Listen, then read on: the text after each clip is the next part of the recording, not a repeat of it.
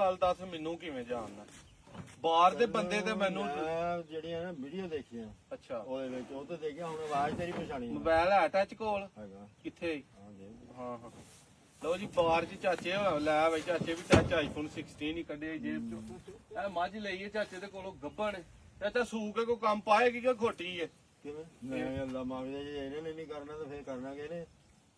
ਚਾਚਾ ਲਓ ਜੀ ਸਵੇਰ ਦੇ ਚਾਚੇ ਨੂੰ 11 12 ਬੰਦਿਆਂ ਦੇ ਤਰਲੇ ਪਵਾਏ ਨੇ ਯਾਰ ਤੁਹਾਡੇ ਤੋਂ ਇਲਾਵਾ ਵੀ ਮੈਨੂੰ ਬੰਦਾ ਲੱਗਾ ਰਿਹਾ ਉਹ ਮਿੰਤਾ ਉਸ ਤੋਂ ਬਾਅਦ ਉਹਦਾ ਫੋਨ ਆ ਜਾਂਦਾ ਸੀ ਤੁਸੀਂ ਕਹਿੰਦੇ ਲੋਕੀ ਉੱਥੇ ਕਮੈਂਟਾਂ 'ਚ ਸਾਡੇ ਮਗਰ ਚੜੇ ਨੇ ਕਿ ਰੇਟ ਵਧਾਤਾ ਇੱਥੇ ਚਾਚਾ ਲੋਹੇ ਦਾ ਥਣ ਨਹੀਂ ਸਟੀਲ ਦਾ ਥਣ ਬਣਿਆ ਸੀ ਨਹੀਂ ਤੁਸੀਂ ਧੱਕਾ ਕੀਤਾ ਹੁਣ ਝੋਟੀ ਵੀ ਮਾਸ਼ਾਅੱਲਾ ਇਦਾਂ ਦੀਆਂ ਨਹੀਂ ਮੇਰਾ ਦੇਖਦਾ ਲੈ ਚਾਚਾ ਹੁਣ ਜੇਡੀ ਅੜੀ ਕਿਉਂ ਸੀ ਉਹ ਪਿੱਛੇ ਵਜ੍ਹਾ ਤੇ ਆਇਆ ਸੀ ਸਾਡੇ ਨਾਲ ਨਹੀਂ ਨਹੀਂ ਅੱਲਾ ਦੇ ਬੰਦੇ ਵਜ੍ਹਾ ਤਾਂ ਹੁੰਦੀ ਹੁਣ ਪਾਲੀ ਆ ਮੱਝ ਚੰਗੀ ਇਹ ਕਰਕੇ ਅੜੀ ਆ ਨਾ ਉਹ ਛੋਟੀ ਉਹ ਲੈ ਲੈਂਦਾ ਦੂਸਰੀ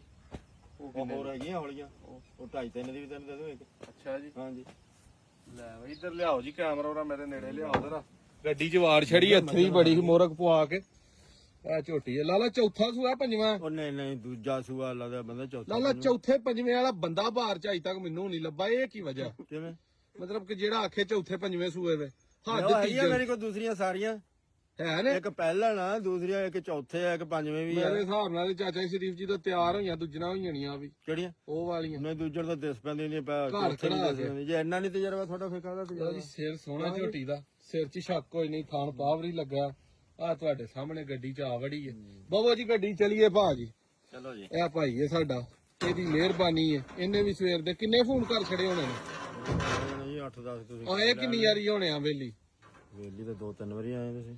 ਤੇ ਜੇ ਚਾਚਾ ਜੀ ਮੈਨੂੰ ਵੇਖ ਲੈਂਦਾ ਤੇ ਮਹਿੰਗੀ ਦੇਣੀ ਸੀ ਕਿ ਫੇਰ ਕੋ ਮੁਹੱਬਤ ਹੋਰ ਹੋ ਜਾਣੀ ਸੀ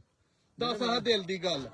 ਨਹੀਂ ਮੈਂ ਇੱਥੇ ਦੇਣੀ ਸੀ ਭਾਵੇਂ ਕੋਈ ਘੱਟ ਨਹੀਂ। ਕਿਉਂਕਿ ਮੇਰਾ ਆਪਣਾ ਦੇਣ ਸੀਗਾ ਮੈਂ ਉੱਥੇ ਦੇਣੀ ਸੀ ਭਾਵੇਂ ਜਨਰਲ ਤੇਰੇ ਕੋਲ ਆਈ ਜਾਂਦਾ ਹਾਫਜ਼ ਮਨੀਰ ਯਾਰ ਆਪਣੀ ਚੀਜ਼ ਸੀ ਮੈਂ ਆਪਣੇ ਹਿਸਾਬ ਨਾਲ ਨਹੀਂ ਦੇਣੀ ਸੀ ਇਹਨੇ ਆਹਾ ਚਾਚੇ ਨਹੀਂ ਮੈਂ ਨਾਦਰ ਭਾਈ ਨੂੰ ਕਿਸੇ ਵੀ ਢੱਕਣ ਤੇ ਲਿਖਿਆ